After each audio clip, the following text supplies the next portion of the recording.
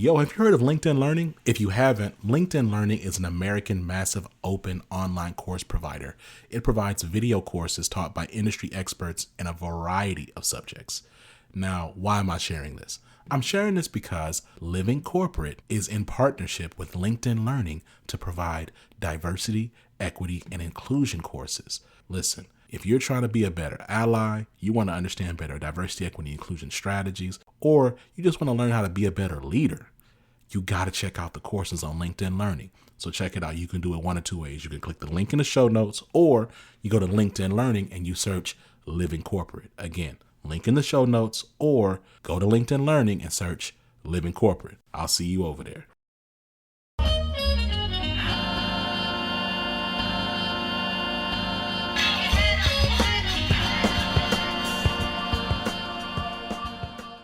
Hello, everybody, and thank you for joining us tonight on The Access Point. Today, we're going to talk a little bit about career goal setting and planning. But before we get started, I want to make sure that we sort of open up the floor and talk a little bit about Living Corporate itself. So Living Corporate is a writing and podcasting platform dedicated to exploring and celebrating underrepresented identities in corporate America. We are early to mid-career consultants who came together based on our shared desire to have frank conversations about the way we exist, survive, and succeed in corporate spaces. As a collective, we represent a broad spectrum of beliefs, cultures, and identities, and we know that our differences have shaped our perspectives and experiences in corporate America. We want to engage with other voices that often go unheard and have our conversations out loud. Living Corporate is for anyone who wants to have these conversations with us and push the needle forward on how we can create and sustain spaces that reflect true inclusiveness.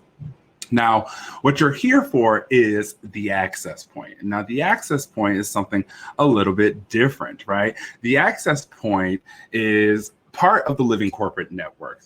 It's a weekly web show where we strive to bring y'all real talk that will prepare you for the workforce. While our content is for everyone, we're focused on preparing Black and Brown college students for the future of work. And every week, we tend to have incredible guests. Today, we don't have a guest, but we tend to have incredible guests to help us in discussing the topic at hand. So like I said before, today we're going to talk a little bit about career goal setting and planning. But the first thing that we want to talk about is why career planning is necessary, right? What makes it important? So when I started my career, I didn't really know what I wanted to do, right? So when I started my career, I didn't really have a goal of what I wanted to do or where I wanted to go. And so what ended up happening is I really just started, applying to any and every role that even looked remotely interesting to me. Now, that is not a career plan by any means, right?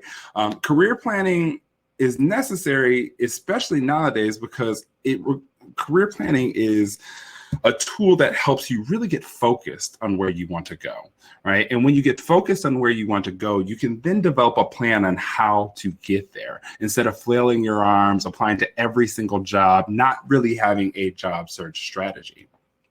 And so career planning looks different for a lot of different people here, right?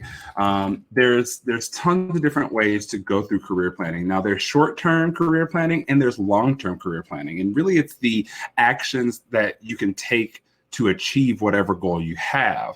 And so when we're setting goals, there's a couple different ways to do this. And one of the ways that often you hear is setting SMART goals, right? And so many of us have heard of SMART goals. We've heard of, making sure that our goals are specific, measurable, actionable or attainable, relevant, and time-bound. And there's a reason that people give you that acronym is because this is actually a proven method that really helps you sort of, flesh out your goals and really understand what you're trying to achieve. When we're talking about SMART goals, right? Like I said before, that stands for specific, measurable, attainable, relevant, and time-bound. So you want your goal to be very specific in nature. So maybe that is, I want to become a project manager, right? When it comes to career goals, that's what my specific goal is. Great. Now, do we want to become a project manager in a certain industry, right? How can we get a little bit more specific in that? So maybe we want to become a project manager in the tech industry. That gives us a little bit more specificity, which means we can then narrow down the type of companies that we want to target inside of this, right? Now, the next thing is that it needs to be measurable. Now, when we're setting career goals, sometimes this is a little difficult when it comes to the measurability piece, but there could be goals.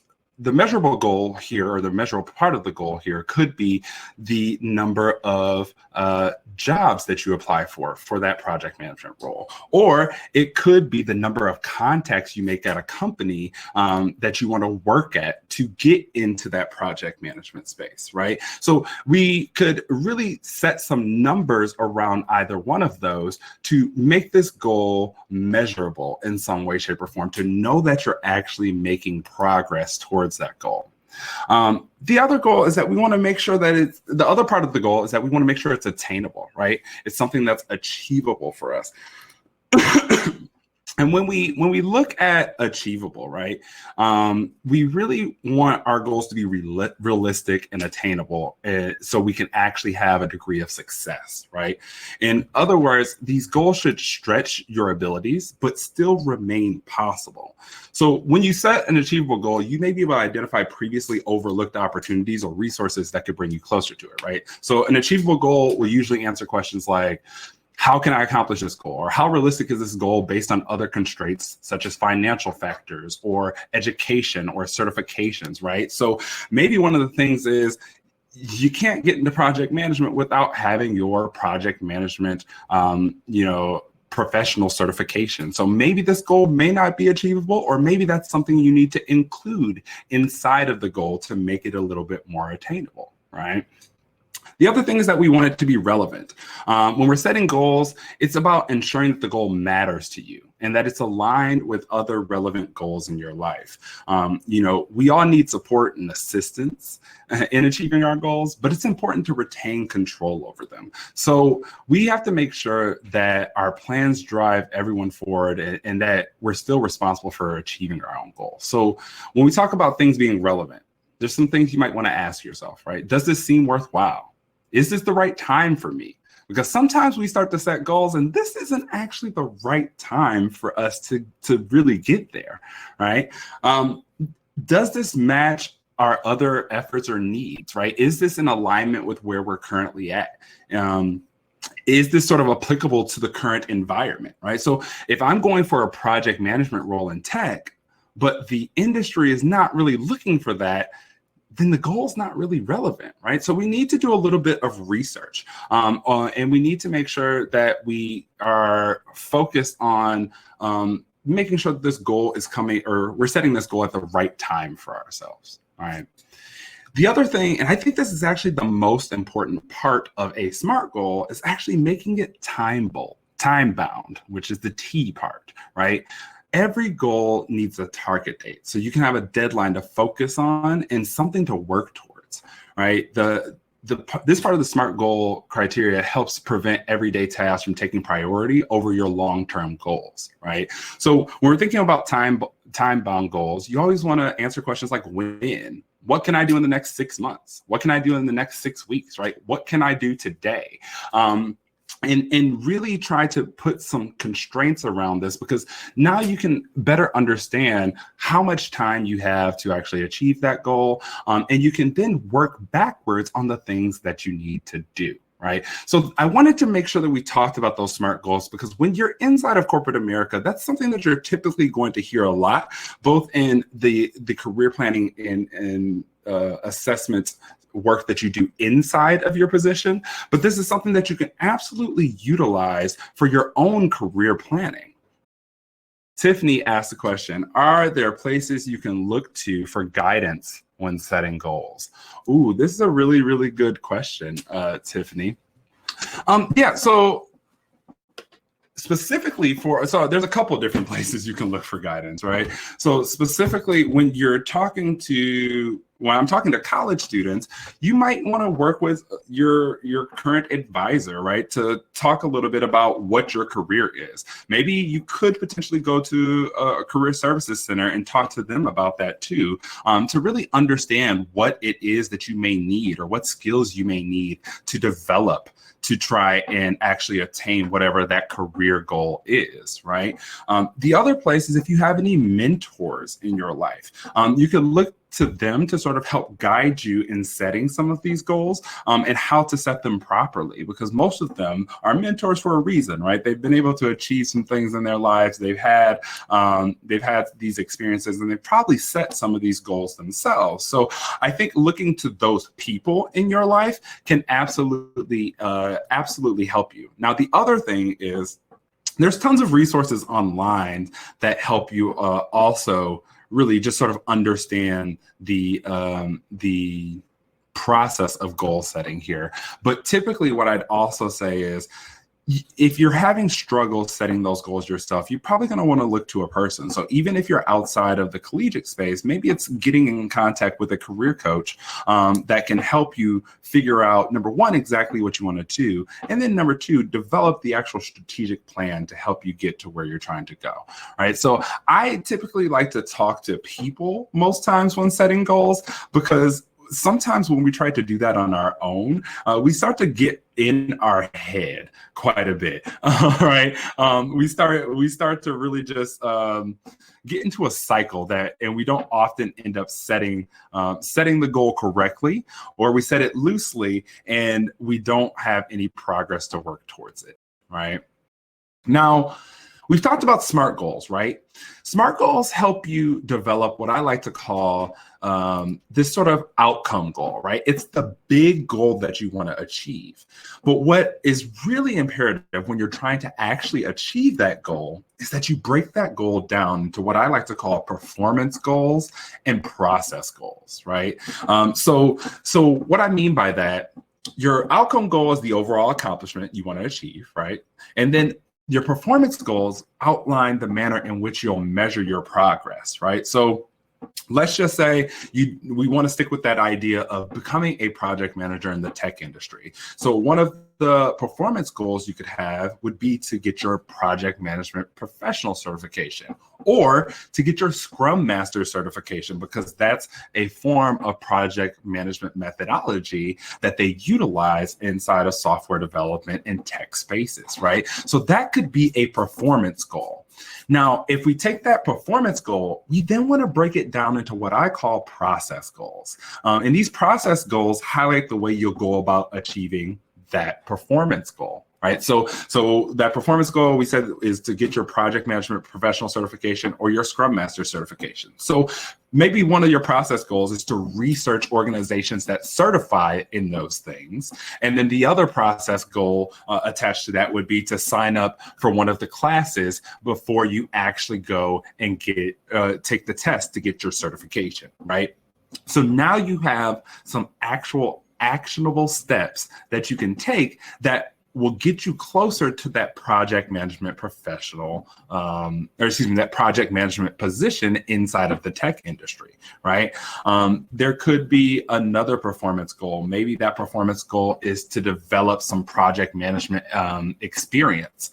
So if you want to get some project management experience, one of your process goals maybe reach out to some startups inside of the tech industry to see if you can consult on projects. Boom. Now that's a process goal that helps you get some of the experience, which then will help you with that outcome goal of getting into a project management role in the tech industry, right? So when I talk about goals, I don't talk about just setting that overall outcome goal. That is absolutely necessary, but then we need to break that down into smaller subsections that can really help you get to that goal. Because oftentimes we get these big lofty goals, but we don't have the process on how to achieve them. So, breaking those down can make it a lot easier to understand, especially after you set that SMART goal, right? We know we have, let's just say, 8 months to get this project management position inside of the tech industry. And you know that 3 months of that's going to be spent on getting your Scrum Master certification. Another 2 months is going to be spent on getting some experience. You want to take some time then to build your resume and your LinkedIn and start applying to those roles and networking so you can actually land referrals to get there. Boom, right? That is sort of how you want to break down those goals to actually then get to that outcome goal. Now, this is just an example, right? This is an example of how you do career planning in the sense of trying to achieve a certain position. Now, on the flip side, sometimes you're doing career planning inside of a company or organization, right? When we do our performance management reviews, we're often setting goals with our boss. And when we're setting goals inside of a position, there's an acronym that I like to use that I actually found from a thread on Twitter, to be honest, and it's called RIM, right? And when we think about this RIM acronym, it stands for relevant, impactful, and measurable, right? And so when we're inside of companies, we want to make sure the goal is relevant. The goal that we're setting for our performance management is relevant to both your personal and professional goals, right? So yes, you want your goal to be relevant to what the company is looking for, but you also want to make sure you're always getting something out of the deal. So maybe your company will pay for a certification that will not only help them out, but will also raise your value on the market when you start looking for a new raise. Maybe you can gain more exposure to leaders in different parts of the business by participating on a different project team, or, that will help you ultimately get that promotion or raise that you want. The I, like I said, stands for impactful. So you want the goal to be impactful for the business, which requires you to take the time to understand the overall team, the department, and company goals to better understand how your goals will have a direct impact there. You want to understand, are your goals going to create efficiencies, right? Is it going to increase productivity? Will it streamline compliance, which will eliminate some fees and fines, right? Will your actions help increase enrollment or sales? Really understanding how that goal is going to impact the company is going to be very imperative. And then the last thing is the M, is measurable, which is the same thing as that SMART goal. Because in business, if you can't quantify that impact, then it's like it never existed, right? So you want to ensure that there's either a method in place to capture the data and metrics that you need, or that you create one. And if you create one, you want to speak to your boss on what metrics they believe are most important to capture and the most efficient and effective ways to do so, right? So when you're inside of a company and you focus on that RIM acronym when you're setting goals, what it really allows you to do is it allows you to find the intersection of what the company needs and what you provide.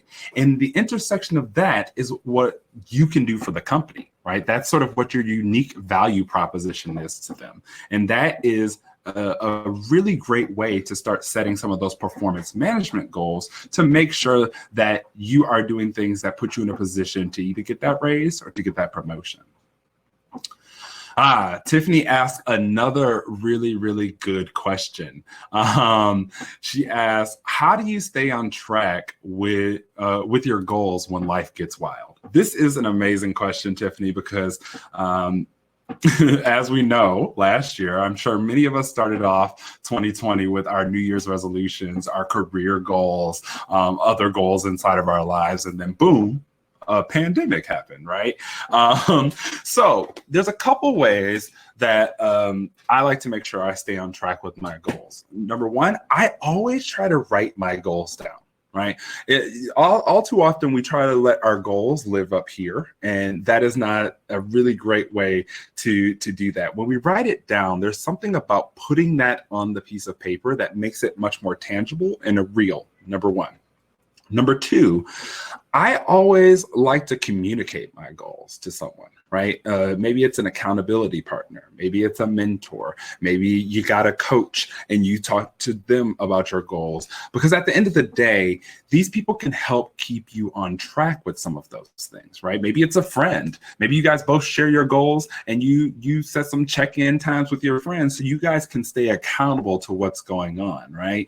I think that's another really great way to make sure that you stay on track with those goals. Now, number three three, I think the other way to stay on track is what we previously talked about, right? We set those SMART goals, but then we set up the process on how we achieve that, right? If you don't ever set up those performance and process goals, that really big goal starts to become, it feels unachievable, right? It feels unattainable. But when you have the small incremental process goals, you can literally see the progress. And as you see that progress, it will actually help you stay on track. But the other thing that we need to be mindful of here is that goals are not something that's stagnant, right? Goals are things that should be revisited often and revised based on your current situation, right? When we set goals at the beginning of January 2020, the situation and the circumstances upon which we set those goals were completely different than April 2020 when we ended up in a pandemic, right? Which means that we, once we had the time and we fully processed what was going on with the pandemic, we should be going back and saying, okay, let me look at my goal and see, is it still relevant? Is the time that I put on there still actually something that's achievable, or does that need to be adjusted, right? Are they still offering the courses that I need to take to be able to actually achieve this goal, right? And I think that's where a lot of people get caught up, Tiffany. So I really appreciate you asking this question. People get caught up because they feel like goals are absolutely stagnant. Once you make them, you cannot change them. And when we get into that mindset, we often then get into another mindset, which is a defeatist mindset, right?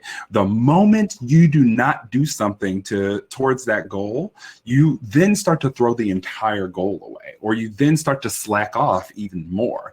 And so I think it's also having the mindset that goals should be flexible and they should change as time progresses, because our mindset changes, what we actually want changes. And sometimes you'll set a goal and you'll realize you set the wrong goal. That's not actually what you want to achieve. And that's completely okay.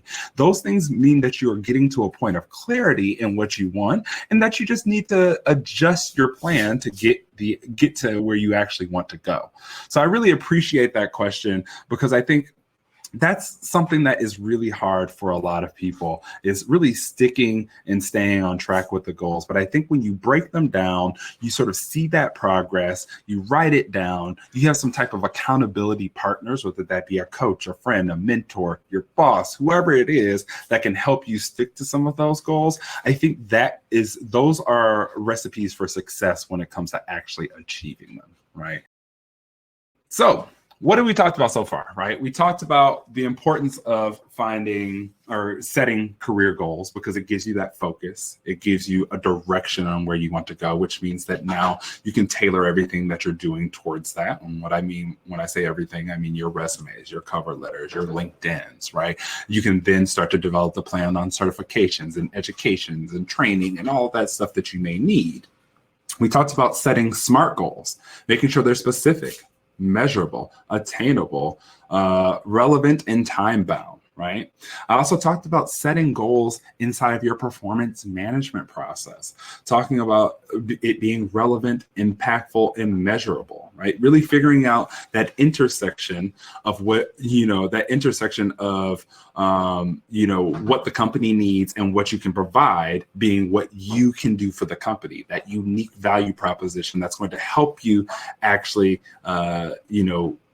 get that raise or get that promotion. And then we talked a little bit about staying on track with these goals. Now, one of the things that I'll circle back around to, it's really hard to set goals around your career when you don't necessarily know what you want to do, right? I think that's one of the things, especially for this audience, if you're in college, or maybe you're a new professional inside of the space, we don't always have a direction on where we want to go, right? We majored in something in college, and maybe we're going down that route, or maybe we're not. But at the end of the day, we have to figure out what we want to do. And that always seems to be a really overwhelming task for people, because it feels like you have to set these 5, 10, 15-year goals that are really far off, that sometimes feel a little intangible, if you will, right? What I often tell people when you're in that particular situation is figure out what you want to do now, right? Just because you're doing it now does not mean that's where you're going to end up 10 years down the road. But figure out what you like to do and want to do now, right? I started my career, my first job out of college, doing research for the University of Michigan.